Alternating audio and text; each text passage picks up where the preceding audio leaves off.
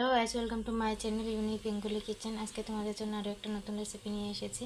এখানে আছে সজনা ডাঁটা, এখানে আছে আলু, এখানে আছে টমেটো, আর এখানে আমি এগুলো বেটে নেব। আদা, পেঁয়াজ, লঙ্কা, রসুন আর সাদা আর কালো সর্ষে, এটা আমি ভালো করে বেটে নেব। বেটে নিয়ে এটা রান্না করব। তো আমার সাথে থাকো, দেখতে থাকো। এখানে আমি কড়াই বসিয়ে দিয়েছি, এখানে তেল দিয়ে দিয়েছি, সর্ষের তেল দিয়ে দিয়েছি। এখানে আমি কালো জিরে দিয়ে দেবো, কালো জিরে দিয়ে দিলাম। এখন আমি এখানে আলুগুলো দেব।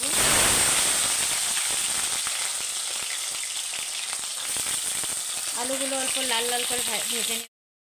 আলুগুলো লাল লাল করে ভাজা হয়ে গেছে। এখন আমি দিয়ে দেবো এখানে সজনা ডাঁটা,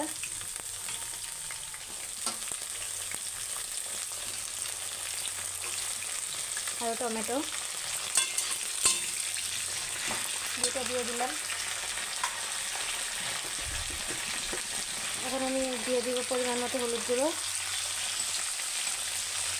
পরিমাণ মতো লঙ্কার গুঁড়ো,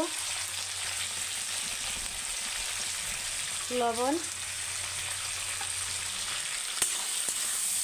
আমি এটাকে ভালোভাবে মিশিয়ে নেব।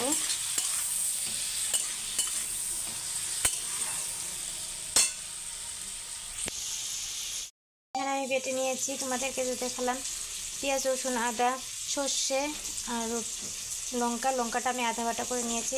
এখন এটা আমি সবজিতে দিয়ে দেব, আর এটা জল দিয়ে অল্প মিশিয়ে নিয়েছি।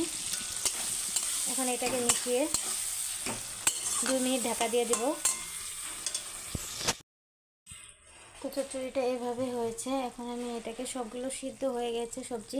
এখন আমি অল্প টুকরা জল দেব, বেশি দেব না। সবজি যেহেতু সিদ্ধ হয়ে গেছে, এখন আমি এটা নেড়ে চেড়ে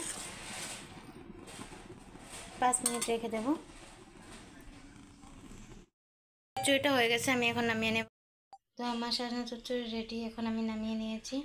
তো কমেন্টে অবশ্যই জানিও, লাইক, কমেন্ট, শেয়ার, সাবস্ক্রাইব করে দিও প্লিজ। তোমাদের কাছে অনুরোধ রইল, আমার চ্যানেলটা সাবস্ক্রাইব করে দিও।